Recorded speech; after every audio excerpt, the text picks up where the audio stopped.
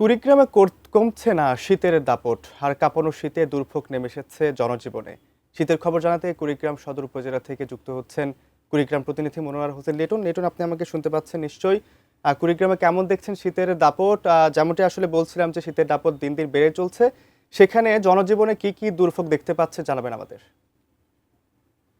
আব্দুর রউফ, জনজীবনে শীতের দাপটের কারণে দুর্ভোগটা আসলে দিন দিন বাড়তেছে।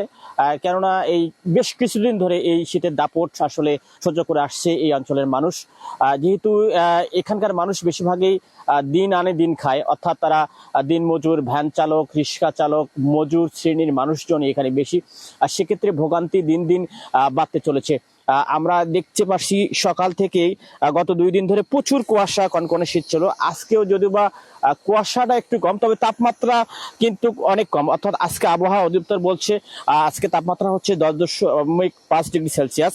সেক্ষেত্রে এই তাপমাত্রায় আসলে মানুষের ঘর থেকে বের হয়ে স্বাভাবিক যে কাজকর্ম আছে সেই কাজকর্মগুলি করতে তাদের অনেকটাই কষ্ট করতে হচ্ছে।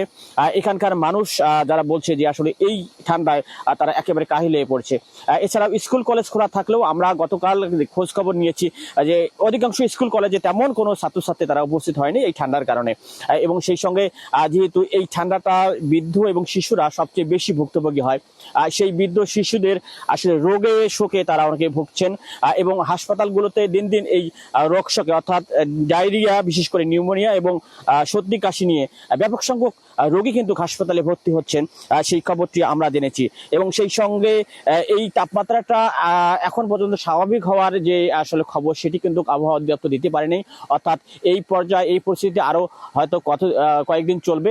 আর সেক্ষেত্রে এই নিম্ন অঞ্চলের মানুষের, খেটে খাওয়া মানুষের দুর্ভোগ আরো বাড়বে। আর সেই খবরটি কিন্তু আমরা পেয়েছি। আব্দুর রউফ, এই ছিল আমার কুড়িগ্রামের শীতের সর্বশেষ।